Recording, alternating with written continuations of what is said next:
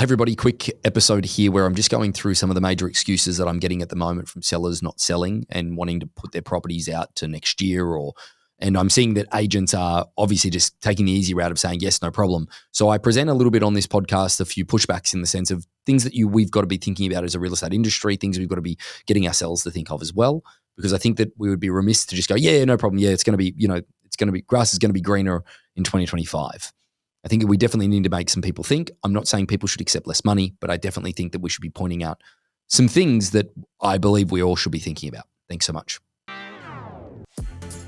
Welcome to Rethink Real Estate. My name is Ben Brady, and this is a real estate podcast aimed to deliver sales strategies, marketing tips, and business insights from industry experts and myself to build a listing-focused business for the future.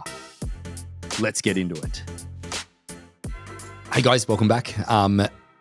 Interesting sort of just a couple of weeks that we've seen in general in the marketplace. So I wanted to quickly go through that with everybody and make sure that this recording that I'm recording is on basically the same days we're going to be releasing it, because it's a conversation that I'm having on a very regular basis at the moment, with in excess of 280 auctions that we've got going on at the moment across the board, whether that be in escrow or under contract live, whether that be within Harcourts, white label. Then also we've got some that are still in the traditional element post-auction as well, where the auction team is involved. But it's funny to hear the conversations that we're getting with a great deal of people. We're in a little bit of a limbo at the moment. You know, the Fed's dropped, the rates, and we thought that was going to spur the market on.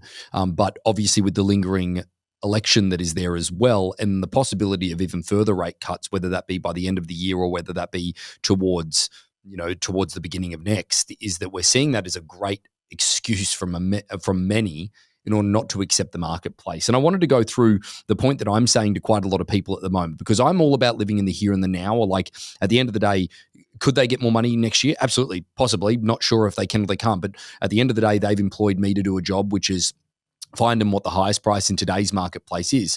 On every single one of our auctions, probably actually, for the first time, I would go as far as to say that there's probably a handful of auctions where we have never been able to generate an offer at any number, which is absolutely staggering. Like, don't get me wrong, usually when we don't have an offer on a property, it's because the agent is not running the process correctly and they're telling people to go away regardless of what price they are. But I mean that they don't have anyone really to talk to.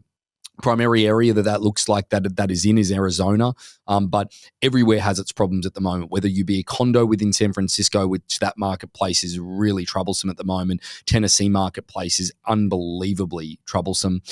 Arizona, Florida at particular price points, especially the condo marketplace as well.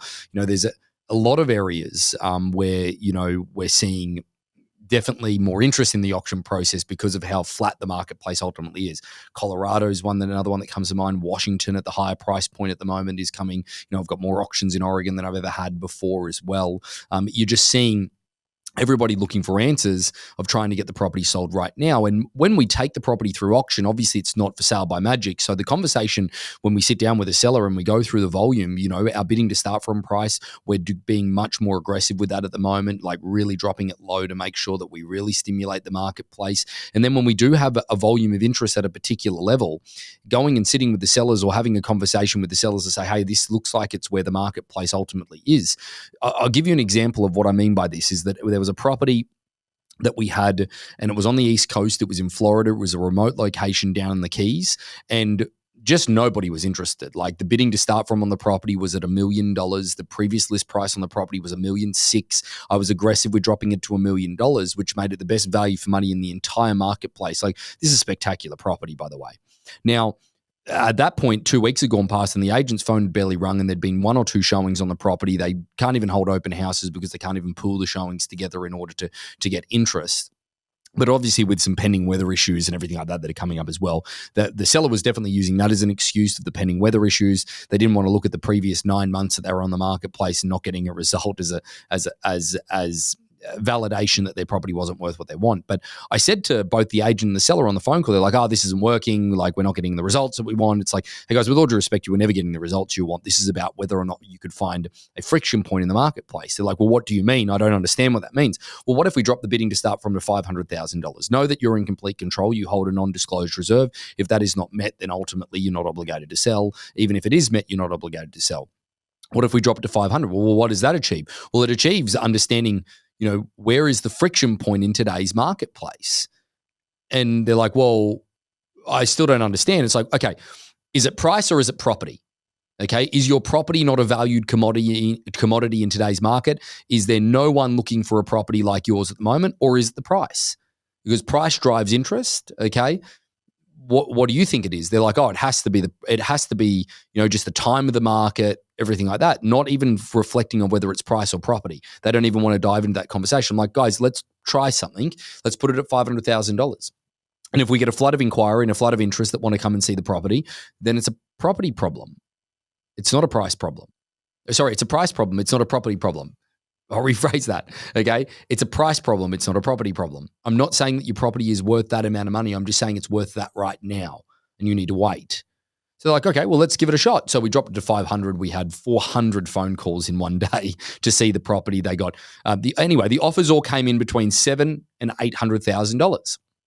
Okay, and the seller's like, absolutely not. I'm never selling for that. Hey, we never asked you to. But at least you know right now if you wanted to sell in this immediate piece of time, and I believe it's probably going to stay the same until the end of the year, it's $700,000 to $800,000. No problem. We'll let everybody know that you need to be more to stop the auction. Now, again, we end up getting somebody up a little bit further than $800,000. But again, the seller didn't want to sell it for that amount of money.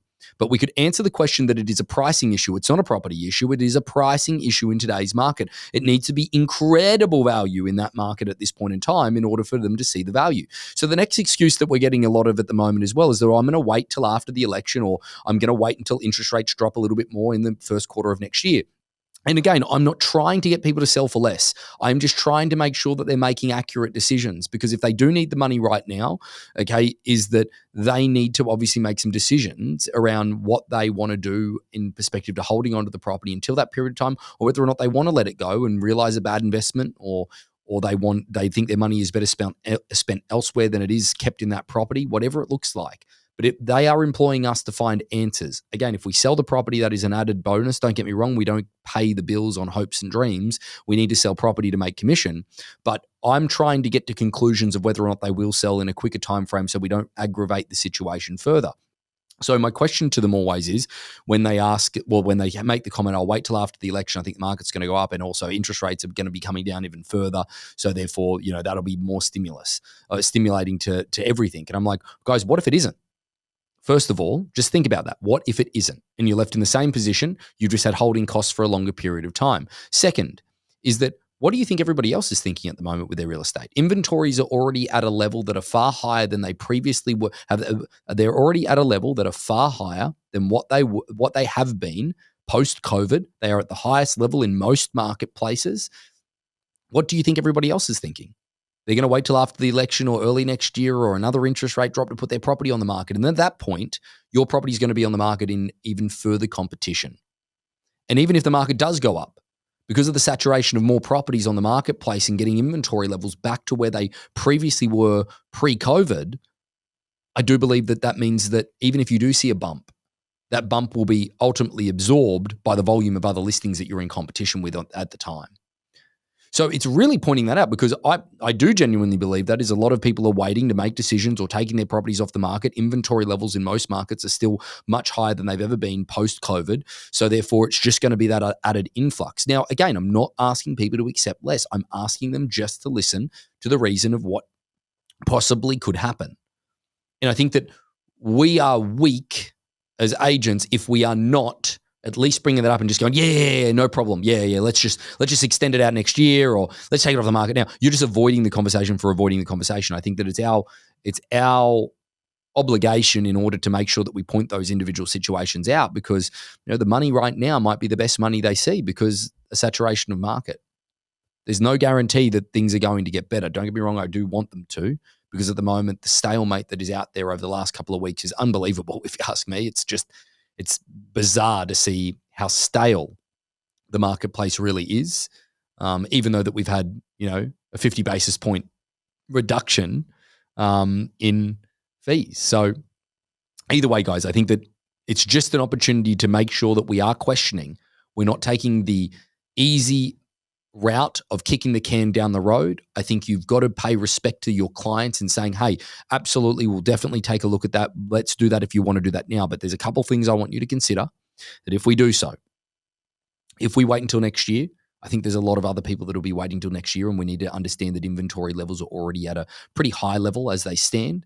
You add more properties to the top of that, and then ultimately there's more competition. It may dilute any uptick in buyer interest that we have. Okay? Post-election, same response to that. If you were to look at it in a different way, and I say this very often to a lot of sellers, is that they're like, oh, should I sell my property? And like I had a property on the Oregon coast and they asked me, should we sell our property coming into the winter months? Because it's usually when, it's a little bit slower. I'm like, well, guys, think about it this way, is that when do most coastal properties come on the market? Summer, right? More competition. You'll be the only property at this price point on the market within the entire area that is coastfront. I would sell it now, or at least see what the marketplace will yield. Because if it doesn't get to your exact number, then let's have a look at it then. Because if it's 10% away from your exact number, will the marketplace go up 10% in summer? No, I don't believe it will. 10% is a lot. You don't ever see a spike of ultimately 10% in a real estate market. You just got to use those different things, understand what they're thinking in their mind, use those moments to understand what they are thinking from a price perspective. But anyway, I'm going round and round in circles at this point for 10 minutes, but all in all, I just wanted to give some perspective of what I'm seeing as the main excuses or the main reasoning for people not selling right now. I think it's our responsibility to remind them of that. Thanks so much. So about 75% of our audience hasn't liked, followed, or subscribed to our podcast. It would mean the world to us, and it would help this podcast more than you know to expand our reach if you were to like, follow, or subscribe on any of the platforms that you're watching or listening on. Thanks again.